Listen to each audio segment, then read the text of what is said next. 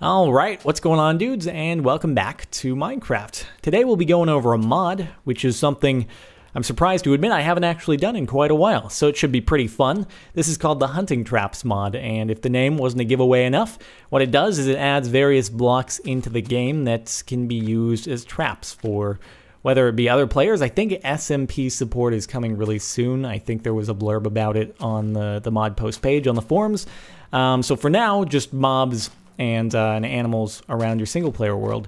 So, let's take a look at the various blocks we got in front of us. This is called a cage trap, and when activated, all these require activation via a redstone signal of some sort. So this one will spring up a cage around it. This is called the fire trap, and what it'll do is when ignited by a redstone signal, it will spread fire to all the adjacent blocks to it, the four around it. This is called an igniting fire trap, so what it does is rather than igniting the blocks beside it, it'll simply light up itself. And this is called a pitfall trap, so when this is activated, it will simply clear out, I think it's a 3x3x3 cube of the ground around it. And finally, this is a spike trap, and the spike trap will kill you very effectively. It will actually kill you in creative mode, so if I walked onto it right now, it would kill me. Strangely enough, I think what it does is it recreates the void because it says you fell out of the world when you get killed to one of them. So kind of strange. And then you got a couple ways to conceal your trap. So this is a sand covering. So what this will do is if you place it down next to a sand block, it will look like there's solid sand there, but rather you'll simply fall through it. This right here it looks strange because it's a stone block, but then with a grass covering.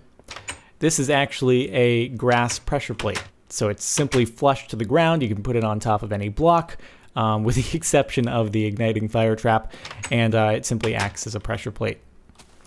This one right here is the same as the sand covering, except it's with grass.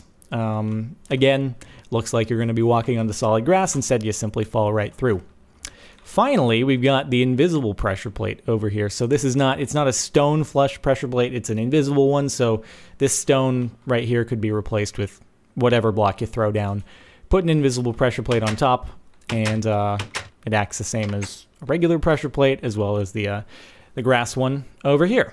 And just to demonstrate that further, just laid out the invisible one right here, and the grass one right here as well. And if I destroy this, it looks like nothing happened, but now it actually won't work. I have one in my inventory as well. I can replace it down again, and then the door functions once more. Alright, so why don't we just go ahead and destroy our little setup here by using these things. So I'll actually place down the grass pressure plate here, and this is the cage trap once more. Bam! So it's going to spring up a cage as soon as that thing is activated. It destroys the actual source cage trap block, so you'll need to place down another one when you want to reuse it. This one, again, is the fire trap, the regular one. So this will only ignite one block, this one right here, because there are no others directly next to it. But anyway, as long as I'm on the pressure plate, that thing will stay on fire. And when I walk off, it will unfire itself. It'll deactivate. All right, again, fire trap. When I stand on the pressure plate, it's going to light itself up. And finally, this one's pretty cool. When I step on here, out goes the ground. So you'll just fall right in, and then you could conveniently place some spikes under it or whatever you want to do to ensure the demise of whatever you're hunting. Alternatively, if you actually want to harvest the mobs, take them alive, then this is a good way to do that as well. Okay, so now one final way to make these things activate themselves, but conceal them very easily, is that you can actually place them flush with the ground, so on the same level as, say, this whole ground right here, and then you can put the pressure plate on top of them. Now this works with everything except the fire block. So because these, when you ignite them or when you activate them, they remove whatever block is on top of them. They don't actually allow you to place these on top. So it'll work with everything except this one. So if I jump on here, bam, I am all of a sudden in a cage. And so that's how that works. Alright, so I've gone ahead and I've actually set up a little obstacle course over here, so to speak. It is quite the obstacle course, actually. Not gonna lie. So, yeah, it looks pretty safe, inconspicuous, except for the obvious fire traps over there. But let's let's take a walk. Oh God, we're in the. Okay, I wanted. Oh, okay, never mind. I died. I was trying to get out of there before it actually killed me. But anyway, as you notice, it says I fell out of the world, so it emulates the void somehow. Now I'll just have to respawn and get back over to where we were, right over here. Okay, so that's spikes. That was simply a spike pit that had nothing to do with the pitfall trap. That was just a pit I dug out manually, and then I covered it with the grass surface blocks. And then when you walk over it, you're simply going to fall into the spikes. Okay, next obstacle. We just walked over a cage block that was concealed by, obviously, a grass pressure plate. So now we're stuck in a cage. Or whatever, if a sheep walked over it, that sheep would be stuck in the cage. All right, there we go. It's number 2. And you probably take a wild guess. That's a pitfall trap once more. And then these are simply the igniting fire trap blocks. They are being powered by the grass pressure plates right in front of them. And now I just stepped on the regular fire trap, which is simply being concealed by another grass pressure plate. So it's right directly under this one. Now you can see it. So, but now it's not going to be able to activate because there's no redstone around it. So there we go, once more.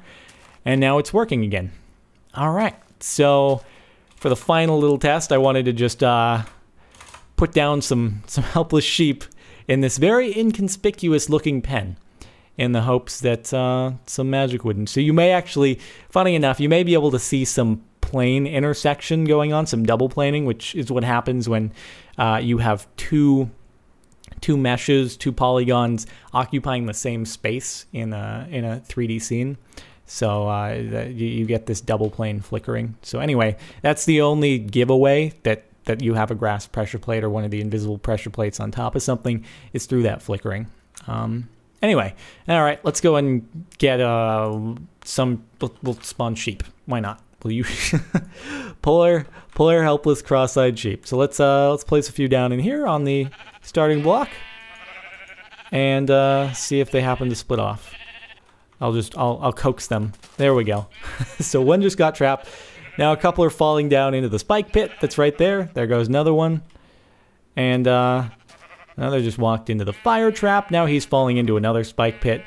See if we can spawn one over here to activate couple more traps that I have laid down. We'll see.